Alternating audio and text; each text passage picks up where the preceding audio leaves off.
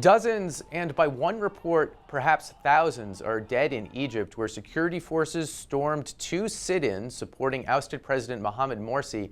The raid started at dawn Wednesday and prompted waves of violence across Egypt and the declaration of a state of emergency by the military-backed interim president. Our Cairo bureau chief, Abigail Hauslohner, is back from a day reporting on the violence, joins us now by Skype. Abby, thanks for doing this. First off, just explain what you were able to see today. I was woken up early this morning by reports that security forces had stormed the two big pro-Morsi sit-ins. So we immediately went out to the largest sit-in in eastern Cairo, and it was a battle zone. There was black smoke and white smoke from fires and tear gas rising from the sit-in outside the Rabah al-Adawiya Mosque. Security forces, including black-clad riot police, some of them wearing face masks, were walking around with assault rifles. There was gunfire, heavy gunfire going on inside the encampment. We were not able to get in because the police stopped us, would not let us enter.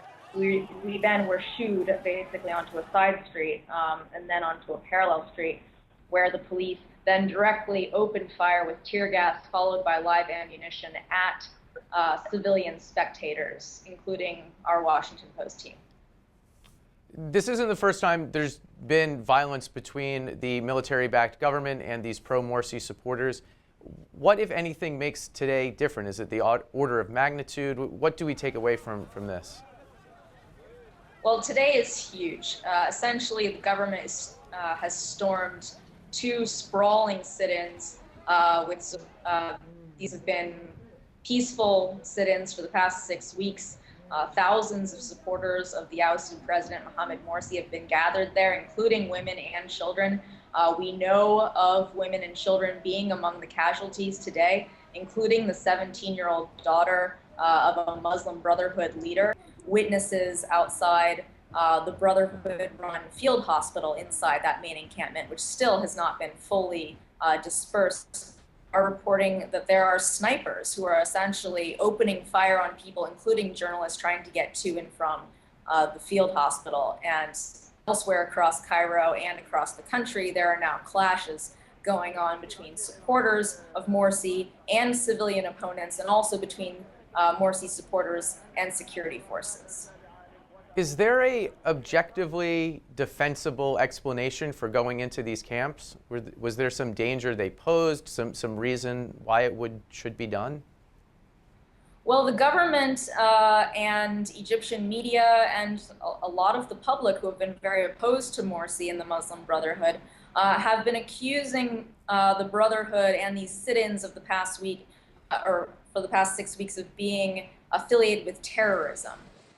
So you also hear people saying, well, they're blocking roads. These protests have essentially shut down portions of two neighborhoods of the Egyptian capital. They've blocked roads, and a lot of residents, Egyptians, were complaining that life cannot go on.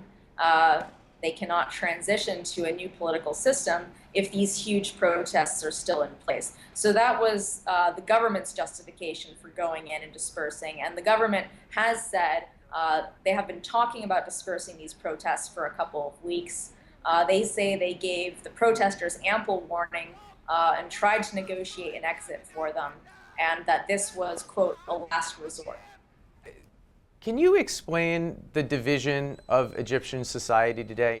Well, the military has a tremendous amount of support in Egypt. The coup that ousted Morsi on July 3rd was hugely popular.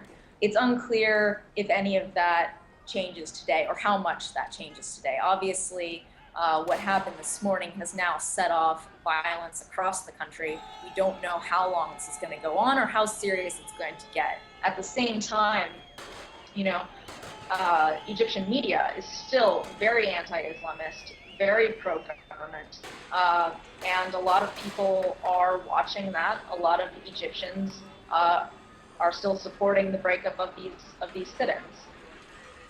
Okay, Abby, thanks as always. My pleasure.